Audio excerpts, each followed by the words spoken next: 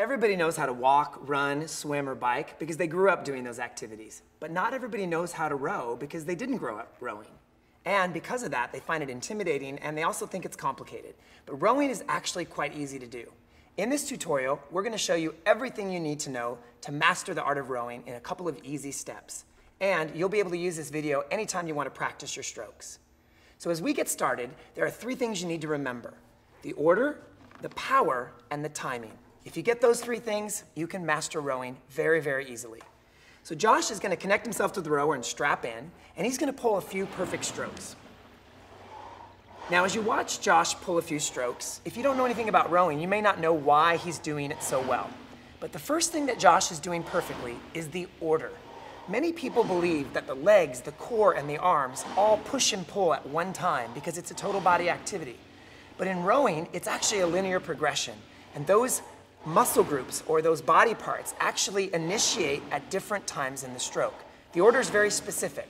It is legs first, then core, then arms, then core, then legs. Let's look at that again. Legs first, then core, then arms, then core, then legs. Now, if you're doing that order, you're certainly not going to row like that. You're going to row more smoothly, but that's the order you want to do the stroke in. If you do it out of order, it becomes really difficult to get your timing and your power and your rhythm right. Let me give you an example of somebody that's doing the rowing order out of order. So Josh is going to give you an example of somebody who's leaning back a little early. Right here, what you see him doing is he's trying to initiate through his core before he's actually straightened his knees completely. And again, what's going to happen there is he won't get as much power because he's trying to use his back when his legs haven't finished the job. Another example of rowing out of order would be coming on the way in towards the catch.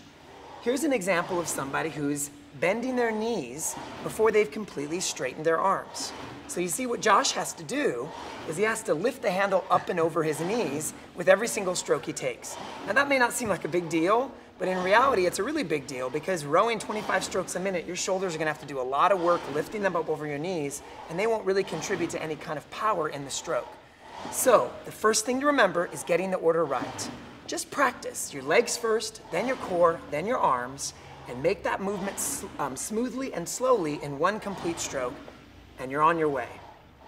The second thing that's important to remember is power. In rowing, the power distribution is not even from your toes all the way up to your fingertips. It's actually distributed very specifically between the legs, the core, and the arms.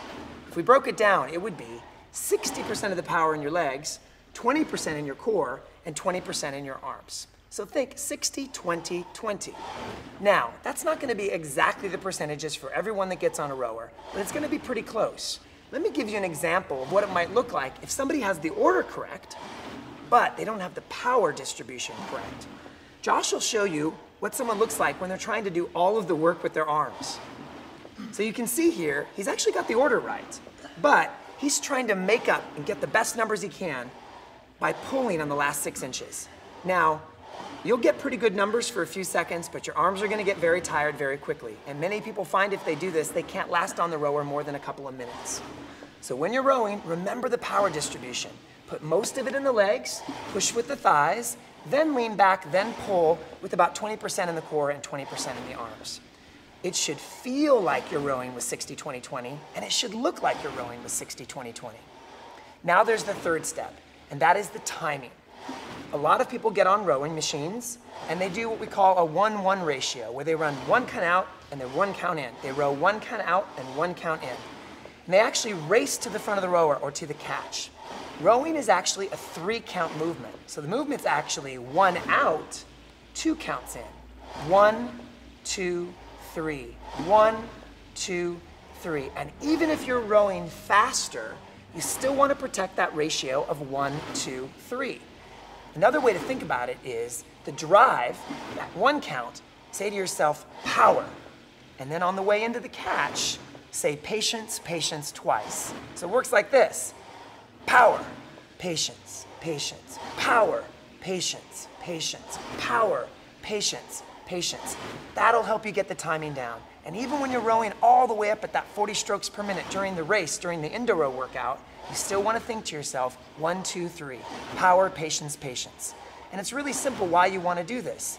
If you row too quickly and you don't give yourself that 2-count recovery, you think your power is going to be bigger in the long run, but you actually see your power fade because you don't give your body enough recovery on that powerful drive. Just like if you were in the water and you pulled a few strokes, you wouldn't immediately put the oar back in the water. You've got to send the boat, take a little recovery before you grab the water and take another stroke. So those are the 3 most important things. Get the order right, legs, core, arms. Get the power right, 60-20-20, legs, core, arms. And then get the timing right. 1 out on the drive and 2 coming in on the recovery. That's all you need to know to be a great rower. Now, you may not get all of those steps right away, so concentrate on one thing at a time. But we promise you, if you practice this video just a couple of times, you're going to have rowing mastered in no time.